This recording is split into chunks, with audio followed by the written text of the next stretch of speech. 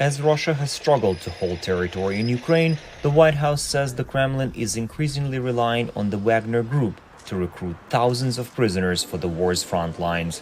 The casualty rates, we believe, for the convicts is extraordinarily high. As a matter of fact, what we think is that 90% of their casualties are convicts. Moscow disputes foreign tallies of the war dead, but it's clear Russia's convicts are dying at high rates. Ukrainian officials estimate that some 77% of the 38,000 Russian prisoners brought to fight in Ukraine have been killed, wounded, or captured or have gone missing. They're just throwing them into this meat grinder in the back. Russia dismisses most outside assessments of its war performance, insisting its troops are consolidating their gains. But experts say it is becoming difficult for the Kremlin to cover up the grim fate of convicts under Wagner commanders. They are calling these prisoners refillers. Yuri Butusov, a Ukrainian war correspondent, told VOA that in just the battle for the town of Solidar last month, Russians were losing several hundred soldiers a day. Almost all of them were convicts. In order to attack the Ukrainian firing points, the enemy is using penal battalions. It is not a new invention. In Soviet times, Stalin also had them.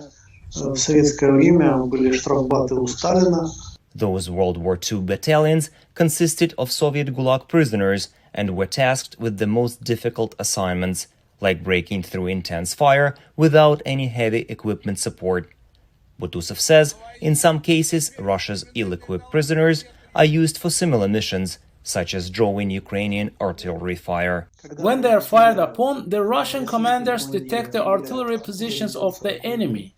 Olga Romanova, executive director of the civil rights group Russia Behind Bars, told VOA that prisoners who agree to sign 6 months contracts with Wagner are paid about $3,000 per month. But it's not the money that motivates them. Their main motive is, of course, to become free. So far, out of tens of thousands of prisoners recruited by Yevgeny Prigozhin, Wagner's leader and confidant of Russian President Vladimir Putin, only 106 were freed and allowed to go home, Romanova says. By the end of last year, the desire to go serve in Wagner diminished significantly among convicts. First of all, because of extrajudicial executions, unfulfilled promises, and of course, very high casualties.